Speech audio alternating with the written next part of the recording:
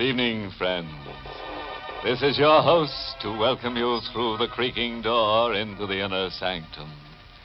Come in, come in. You mustn't mind that covered body over there in the corner. That's Oscar, our bashful corpse. You see, we covered him up because Oscar said he didn't want to be seen dead in here. And those folks sitting on the coffins just came in to rest their bones. Sort of a skeleton crew, you know. Oh, we're having a big party here tonight, but if you don't see any smiles, just remember, all the people here are grave characters.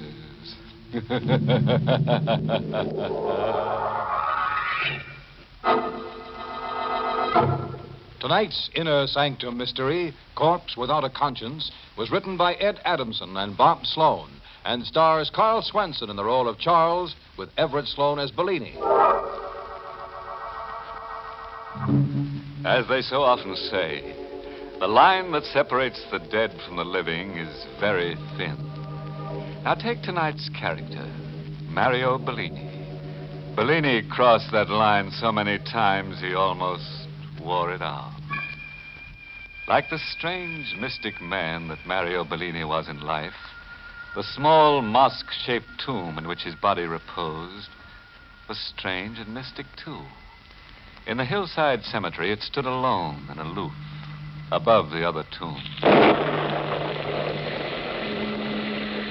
On a stormy, windswept night in the large granite house whose grounds border on the graveyard, the elderly, wrinkled-faced woman stands at her bedroom window, staring out at the hilltop tomb. The elderly woman, troubled by a hidden fear, bites nervously at her lip. Then, suddenly... Ananda, what happened? Charles. What happened? Why did you scream? He's come back. He's returned from... Huh?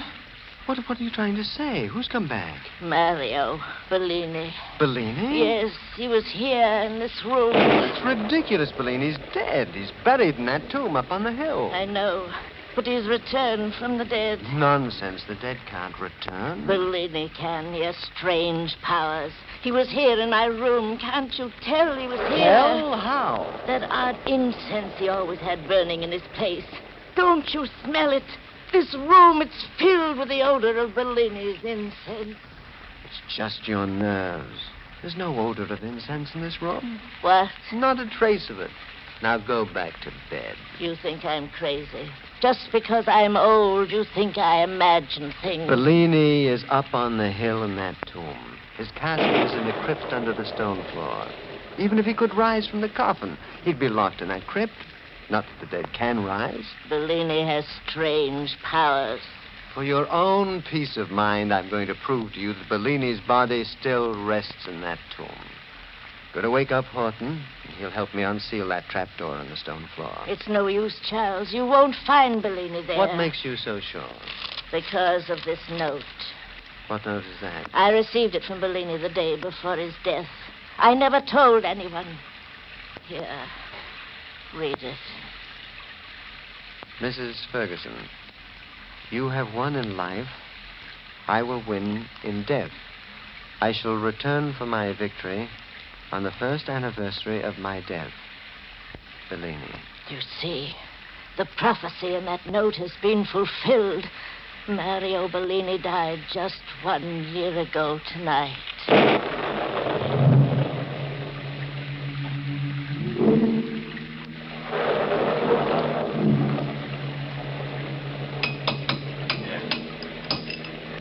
Charles, please, I want to go back to the house. After I show you what's below the floor of this tomb. It's pure witchcraft, Mrs. Ferguson, coming to life after being dead for a year. My aunt is upset enough, Horton, without your comments. I'm sorry, Mr. Ferguson. Just keep working on that concrete. Yes, sir. Aunt Edna, you still haven't told me why Bellini sent you that note. I don't know. You sure? I told you, I don't know. Could it be because you swindled him? Swindled? I won't have you talking to me that way. Forgive me, Aunt Edna. Swindle is a bad choice of a word, isn't it? It was a perfectly legal transaction. I obtained his property fair and open. Just a shrewd business, hmm? Well, I've always prided myself on my ability to deal shrewdly in all matters. How's it coming, Horton? You need any help? No, sir. As soon as I get this bolt loosened, it'll take the two of us to raise the door. It's solid stone, you know. I know. Charles, perhaps we better call the police. You have nothing to worry about, Aunt Edna. Except, of course, your own conscience. That's an ugly thing to say to me. I've given you everything you ever wanted, haven't I? Yes, you have, Aunt Edna. I've often wondered why. There. It's off. Bolt's free, Mr. Ferguson. I think we can raise the door now. All right, Horton, take hold of the ring. Yes, sir. Let's pull together. All right. Come on. It's beginning to lift, sir. That's it. Keep pulling. Keep pulling. It's open. What do we do now, sir?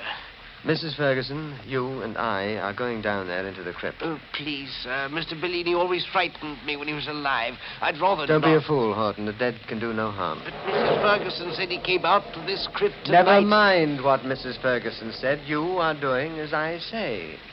Yes, sir. Ready, Aunt Edna? Yes, Charles. If you insist. I'll take the lantern, Horton. Here you are, sir. All right. Now, you two follow me down. Watch out for your head, Mrs. Ferguson. The ceiling's low. Please, Charles, hurry. Moving as fast as I can. Got to find the catch on the side of the casket.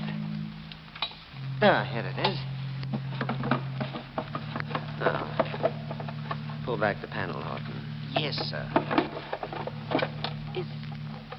Is he there, Charles? Of course he is there. Exactly as I said he would be. Hermetically sealed under glass. No sign of life, is there? No sign of life. Don't be afraid to look. But I... Go ahead. Look. See for yourself.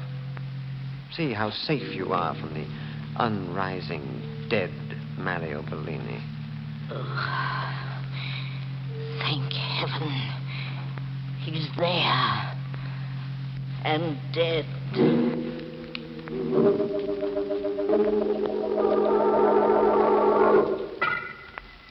Charles, did you lock all the windows on the first floor? Yes, Aunt Edna. What about the shutters, Horton? I bolted them all, ma'am. Really, Aunt Edna, this is ridiculous. You saw his body still sealed in the casket? It's not his body. It's the spirit of him, his evil spirit. I know he'll try to kill me, but I'll fool him. I'll live through this night. Why, of course you will. I was just thinking of what the doctor said about your heart, about overexciting yourself. Never mind my heart. Get out of here. Both of you. Yes, ma'am. Good night, Aunt Edna. Good night. And Horton, make sure to lock the door behind you. Yes, Mrs. Ferguson. If you need me, Aunt Edna, just call out. I'll be within hearing distance. Make sure that you are. Now, let's see. Is there anything I've overlooked? Yes, Mrs. Ferguson. Your closet. Oh, who said that? I did, Mrs. Ferguson. Turn around and you will see. No. Oh, no, it can't be. But it is. It's Mario Bellini. No. It's just in my mind. You're not really here at all. It's just my mind.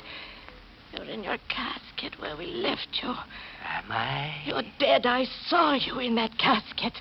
And I will return there after I settle with you. Oh, this is a trick. A trick to frighten an old lady.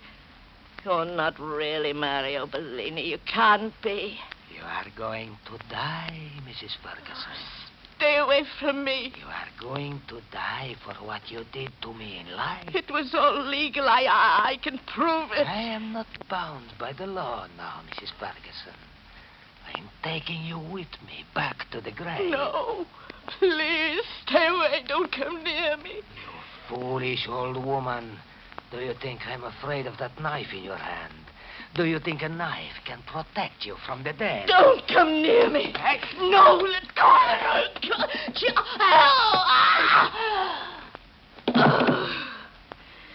Ananda, what's the matter?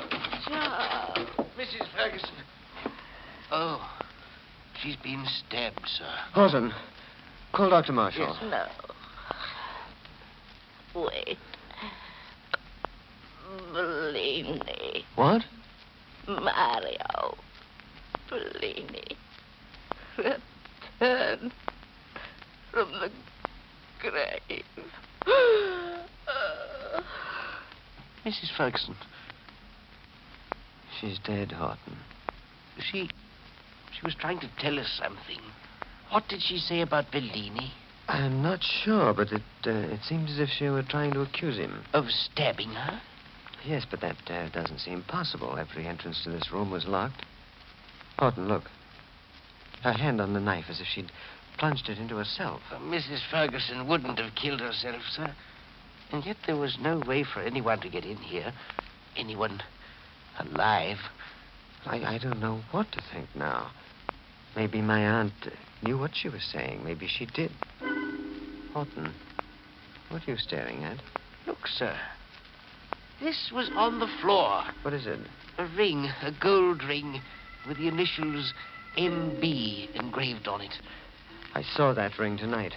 I saw it on Mario Bellini's hand while he was in the casket in his tomb.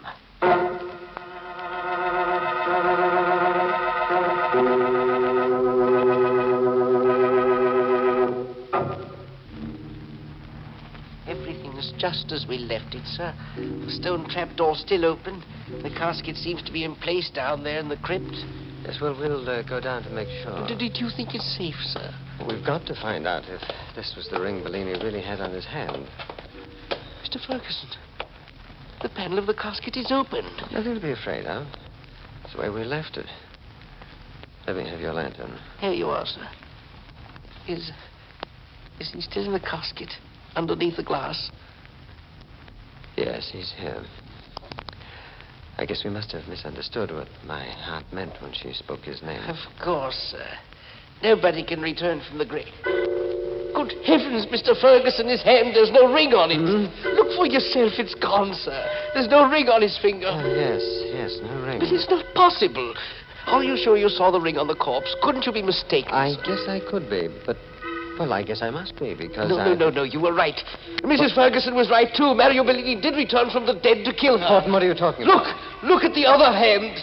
It's stained with blood, sir. I can't understand it. I can't understand how blood could be on his hand unless it was there when he was put into the casket. But it's fresh blood, sir. We must call the police immediately. Yes, I guess we'd better. We'll go just as soon as I pull the panel back over the top of the coffin. We'd better leave everything the way it is and hurry out of here. It may be dangerous for us to stay a moment longer. No, all right. Mr. Ferguson. What is it? I thought I heard something stirring down there. Where? In the casket, sir. Listen. It's your imagination, Horton. No, there is something moving in that casket. Quick, let's get out of here. No, wait. The glass in the casket. Bellini's getting up from his coffin. Get out of your mind. He's there, standing up in the casket, sir. Wait, where are you going? For the police. Come back, you fool! No, sir. You, Mr. Ferguson. I had no choice, Horton. It was your life or mine. That was a foolish thing, Charles. Isn't one murder enough for tonight? What did you want me to do, Mario? Let him go to the police and have them find out that you're still alive? What difference does it make? They'll probably find out about me anyhow. It's a good chance they'd have, after the way you botched everything tonight. Why didn't you do what you were told instead of killing my aunt with a knife? The knife wasn't my idea. I had to kill her or she would have killed me. I wish she had. Would have fitted my plans better. You and your plans, making out a false certificate of my death, burying an empty casket, and hiding me away for a year, all so I could scare your aunt to death. Ah, what a plan. It would have worked if you had followed orders. I did as you ordered, but it did not work. The shock of seeing me wasn't enough for her. Her heart was a lot stronger than you thought it was. But then why didn't you leave? Instead of stabbing her? Why? Because it was such a wonderful opportunity. I waited over a year for tonight. I waited long enough for my revenge. So now you may have to pay for your revenge. Then I will pay for it. It will be well worth the price. Well, not to me it won't. I wanted her out of the way to inherit a fortune, not to go to the chair for it. That is your problem. After all, Charles, I am officially dead, you know. Shut up, will you? Horton could have been my alibi. If you hadn't gotten blood on your hands and made him suspicious. Then why did you bring him back here? You know something had gone wrong. He found your ring. I had to prove that you were still in your grave, didn't I? All right. What are we going to do with his body? I was just thinking about that. And? Maybe I can save us yet. We'll put his fingerprints on that knife, and we'll make it look as if he had a fight with my aunt. It might work. It's the only thing we can do. I'll say there was an argument between them. And in the struggle, my aunt was stabbed and Horton was shot. What about this tomb? We'll close it up tight till the investigation's over. There's no reason for them to suspect that you're still alive.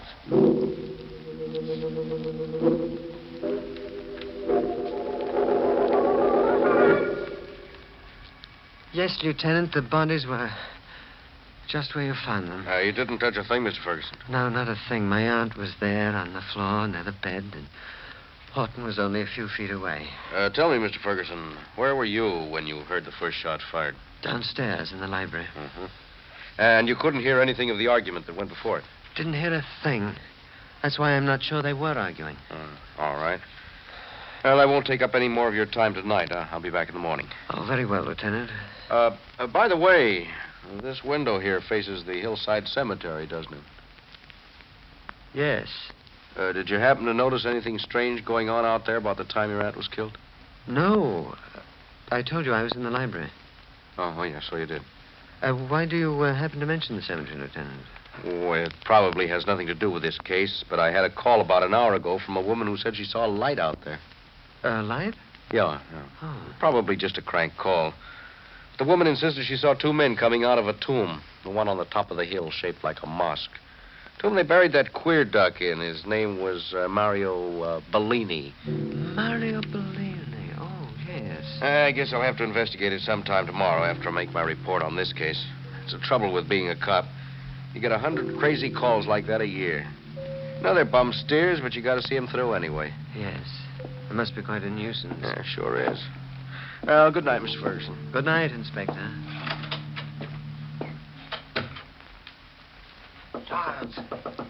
Charles, what do you want, Mario? Is it all right to come in now? Give him a chance to get out of the house. He won't come back anymore. All right. Come in. I heard what he said, Charles. Well, what about it? If the lieutenant goes to that tomb tomorrow, there will be trouble. Why do you say that? Are you crazy? That stone door to the crypt is chipped. The bolt has been broken.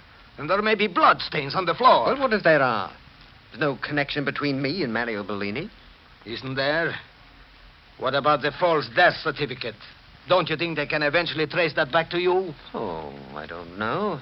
Well, I'm not going to wait to find out. I'm taking the first train out of here, and you had better do the same. Run away? What good would it do me without the inheritance? Where can I go? How can I live? That is your problem, not mine. I am dead, remember? No matter what happens now, I will be in the clear. Oh, that's right. If you go, you'll be in the clear. And if you stay, then I'll be in the clear. What do you mean? There's only one flaw in my story, Mario, the false death certificate. But that certificate doesn't have to be false. What? It doesn't really have to be false at all. If you're dead when they open that casket tomorrow, then my hands will be clean. Charles. Yes, that's the only way out. No, Charles, stay where you are. I can't let you live. You've got to die. No, Charles, wait. No, I've got to die, Bellini. I can live. Killing you is the only solution.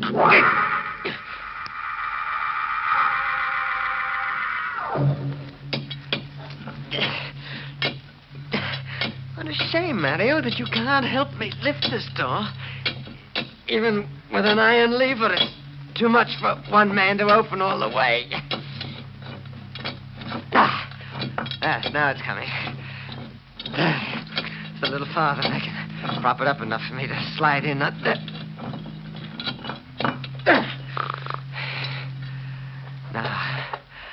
Now I can slide through.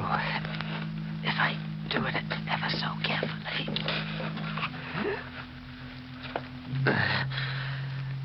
Now, it's your turn, Bellini. I just pull you through the opening. Now I can carry you the rest of the way down. The juice is caught on the top of that door. My hand, Charles. Bellini. My hand is on the door, Charles. It's not you talking. It's just my mind. It's just my nerves. You're dead. Am I? You're dead. You're dead. I killed you. In my own hand. You're dead. Your hand on that door is just a reflex. I'll get it loose. I'll get it loose even if I have to. Good heavens, the stone door! It dies! It slams shut! Now we are alone, Charles. You are trapped with me in my tomb. You're dead. You can't talk. You're dead. You're dead. I'm not quite dead yet. You did not do your job well. I've got to get out of here. There's not enough air. You can get out, Charles. Just push up the door. Oh, the door? Yes. This. Is it too heavy? Of course, it's much too heavy for one man. But two men could. Oh, yes. Yes, two men could do it. Help me. Two men could push open this door. Two normal men could. But I am half dead. I have no strength. Remember, you choked the strength out of me. Help! I'll die in here. Somebody help me! Shouting won't do you any good. No one can hear you through the stone. You will have to stay here with me until they find your body. No, I can't. I won't. I don't want to die. Oh, don't be such a coward, Charles. Death is not so bad. You will see. And after all, we do have an elegant tomb in which to rest in peace.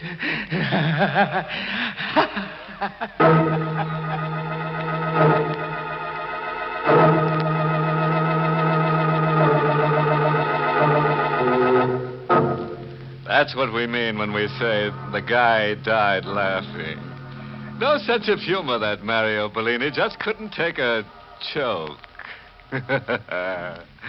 Oh, well, I'll have to get along. Now, Bellini and I have a date with a couple of ghoulish girls. We're going out tonight to paint the town black.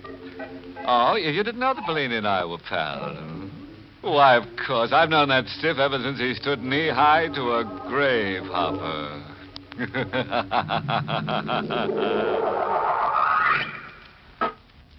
Good night. Pleasant dreams.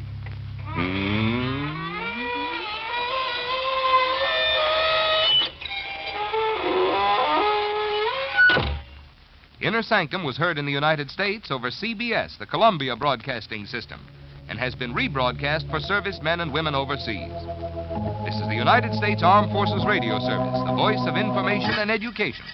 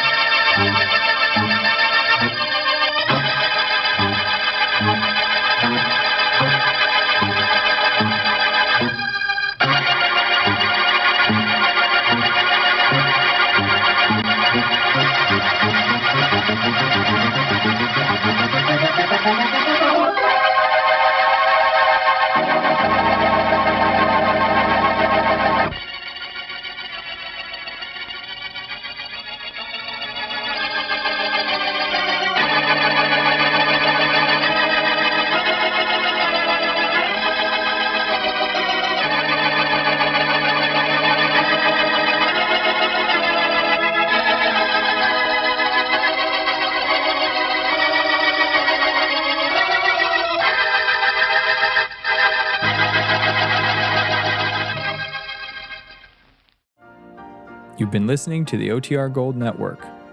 Find more classic radio at otrgold.com.